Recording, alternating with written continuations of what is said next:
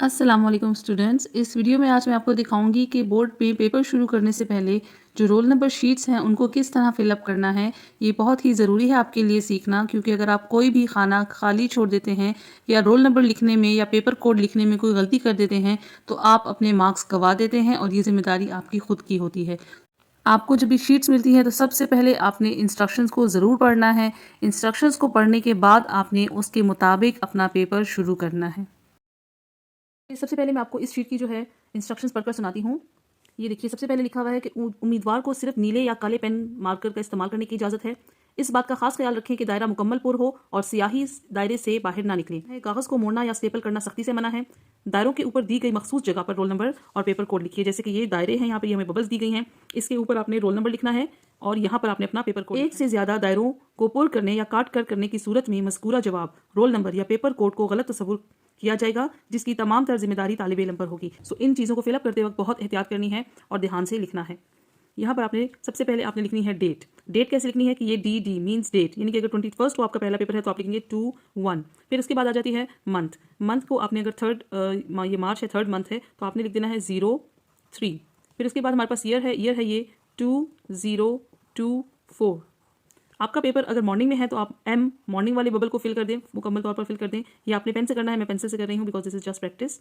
और अगर इवनिंग है तो आपने इवनिंग वाले बबल को फिल कर देना है। इसके बाद आपने आ जाना है रोल नंबर को फिल करने के लिए। आपका रोल नंबर अगर 1 2 3 4 5 है फॉर एग्जाम्पल, तो आपने सबसे पहले इधर लिखना है 1 2 3 4 5 एंड 6। बबल्स को फिल भी करना है अकॉर्डिंगली। इस ब्लॉक में 1 लिखा हुआ है तो हम इसके 1 बबल को मुकम्मल तौर पर फिल कर देंगे।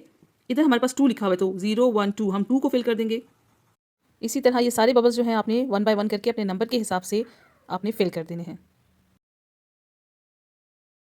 ब्लॉक के नीचे जो लाइन है उसी में उस नंबर की मुकम्मल तौर पर आपने फिलिंग करनी है। फिर आपका पेपर कोड जो होता है वो ऑब्जेक्टिव पेपर के ऊपर लिखा होता है, क्योंकि आपको डिफरेंट रोज को डिफरेंट पेपर मिलते हैं, तो इसलिए उन पेपर कोड को नोट करना और इधर लिखना ज़रूरी है। जैसा कि आपके इस जो पेपर आपको एग्जाम्पल में दिखाया गया है, इसका कोड है 7011। तो इसमें आपने अब पेपर कोड को इन बबल्स में ऊपर लिख भी लिया, अब बबल्स के हिसाब से फिल भी करना है।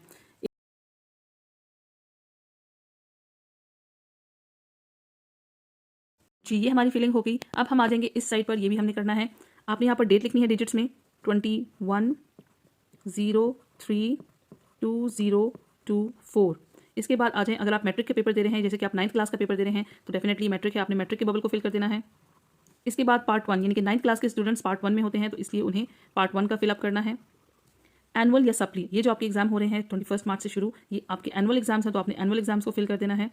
मॉर्निंग शिफ्ट है तो मॉर्निंग में फिल करें, और इवनिंग शिफ्ट है तो इवनिंग में फिल करें। उधर हमने मॉर्निंग किया था तो इट मीन्स डेफिनेटली हमने यहाँ भी मॉर्निंग करना है।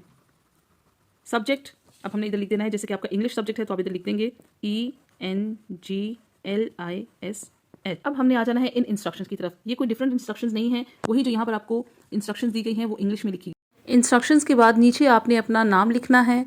इसके बाद आपने लिखना है फादर्स नेम और इसके नीचे लिखना है अपना रोल नंबर इन वर्ड्स। सो ये रोल नंबर अब हमने इन वर्ड्स लिखना है, जैसा कि ये रोल नंबर बनता है 1,23,456।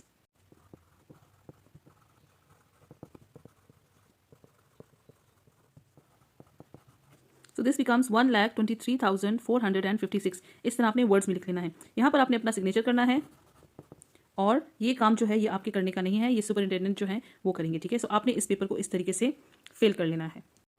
इस शीट को फिल करने के बाद अब हमने ये वाली शीट फिल करनी है। यहाँ पर सबसे पहले आपने अपना सिग्नेचर करना है, ठीक है। तो यहाँ पे सिग्नेचर कर दिया।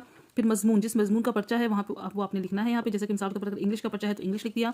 पर्चा जो है दोबारा से इंग्लिश लिख दीजिएगा, क्योंकि अक्सर जो है आपका जो इंग्लिश का है वो एक ही पेपर होता है, इसलिए दोबारा आपको कुछ और लिखने की जरूरत नहीं है, तो इंग्लिश ही लिख दीजिएगा। ग्रुप 1 है, अगर मॉर्निंग में पेपर है तो ग्रुप 1, और अगर इवनिंग में है तो ग्रुप 2। तो अभी हम यहाँ पर ग्रुप 1 लिख देते हैं। लाहौर बोर्ड लिखा हुआ है, रोल नंबर हिंसों में, तो यहाँ पर आपने अपना रोल नंबर लिख लेना है, जैसे कि मैंने लिखा था मिसाली 1 2 3 4 5 6। तो ये हमने फर्जी रोल नंबर लिख लिया है। यहाँ पे आगे हमने इसी तरह लफ्ज़ों में लिख देना है 1,23,456। ये हमने यहाँ पर इसको दोबारा से लिख देना है।